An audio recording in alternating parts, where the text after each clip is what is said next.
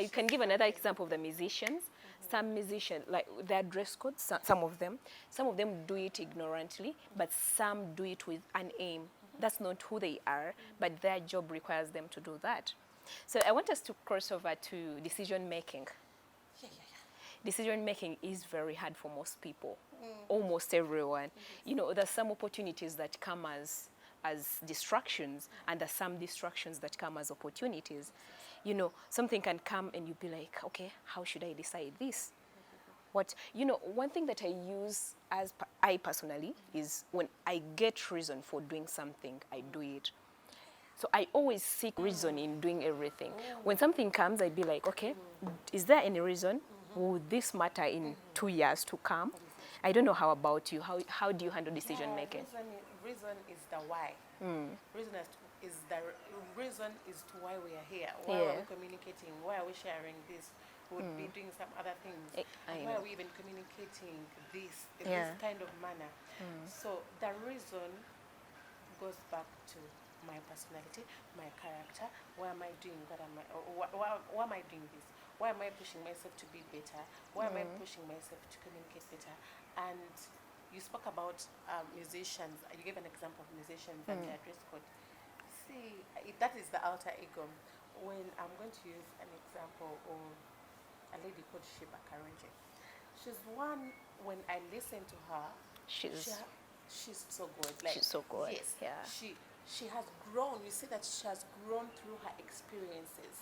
She knows what defines her. Yeah. And she's not going to let the society Define put her into a box know. of social bias. You see, Sheba, you went to schools and you dressed up this skimpy, but before you book Sheba, you knew she dresses skimpy. You know? Yeah, so why do you expect her that? Why is it now? Why is it like a wow to you?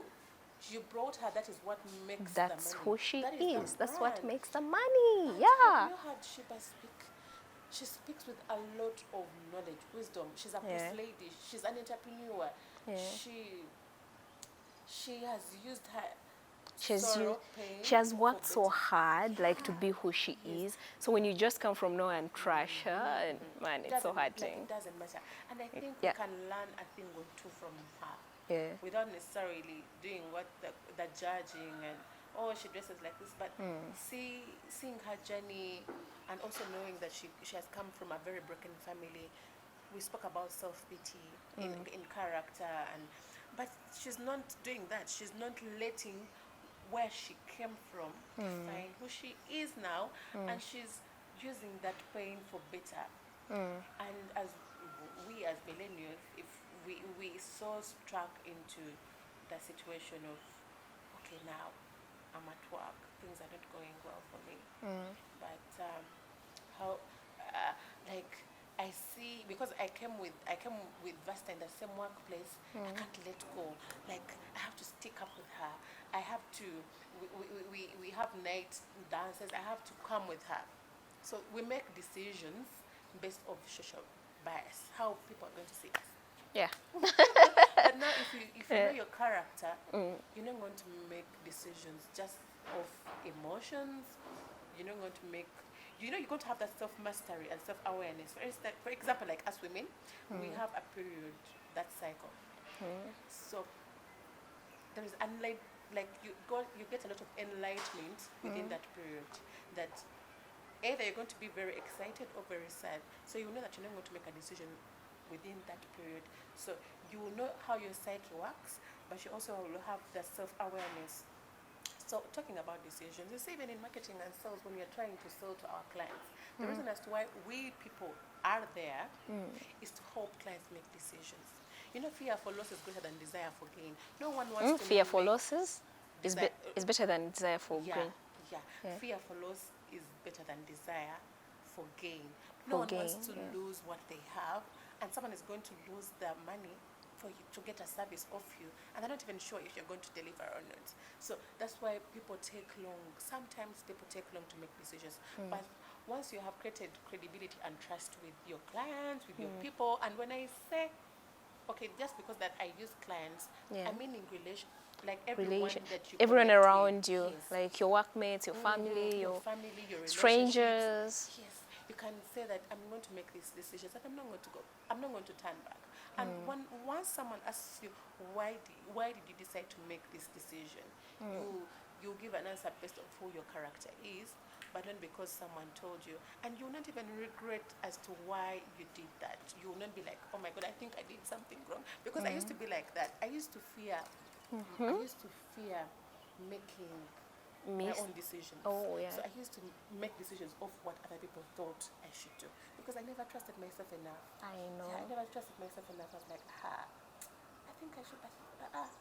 No. That small ego, that inner child, one that conformed, one that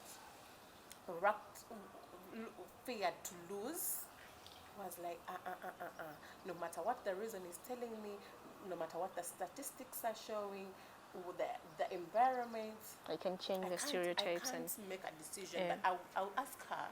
I think she knows me better, and then whatever she would tell me, I'll take that. You look for for validation all the time. I know. I feel like that's a process. At one point, everyone goes through that. But if you intend to change who you are and you really want to grow and you work around different people, you task yourself to grow, you get out of that. Yeah, I understand. Again, we spoke about everything that we do.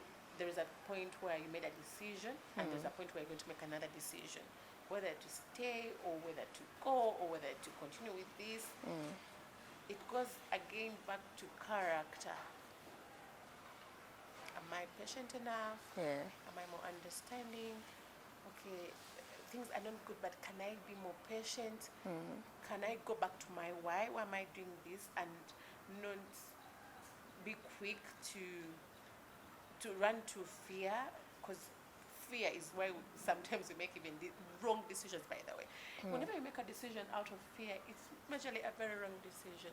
But there is the decisions that we make out of